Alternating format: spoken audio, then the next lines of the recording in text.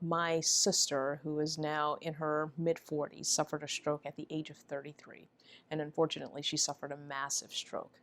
My mother was her primary caregiver for about 2 years until she suffered a stroke. At the time, they both lived in Louisiana, and I moved them to um, care for them here in Illinois because I couldn't quit my job and move there. So after moving them here, I found a partnership and comfort in CO. Thankfully, my mother recovered from her stroke. Her stroke wasn't as massive. But with my sister, again, she suffered a massive stroke and she was left paralyzed. She has aphasia, not able to effectively communicate. With my sister being 33, almost every healthcare professional that I interacted with, especially early on in her stroke, they would ask, was she a drug addict? And after a certain point, I got insulted. Why would you think she was a drug addict? And the thought was, young people don't have strokes like this. She was not on drugs, and yet she had a stroke, just like many other people who are young people who have a stroke, because stroke can happen at any age. So trying to find resources to find support for a young person who had suffered a stroke was difficult.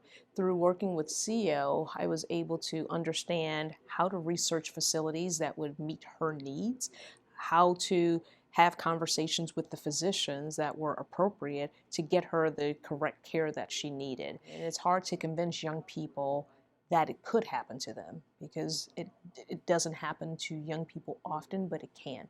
And no one ever wants to think it could be me. Many people out in our communities don't know the signs and the symptoms associated with a stroke. To know I have to get help immediately because seconds count. And many people don't know that. And that's what CO is here for. But things that you can do to prevent strokes are having a good diet, exercising regularly, eating healthy, doing mental exercises, and especially those things become even more important after a patient has suffered a stroke. For CO, as a nonprofit organization, we depend on donations and volunteerism for our organization to work and for it to thrive.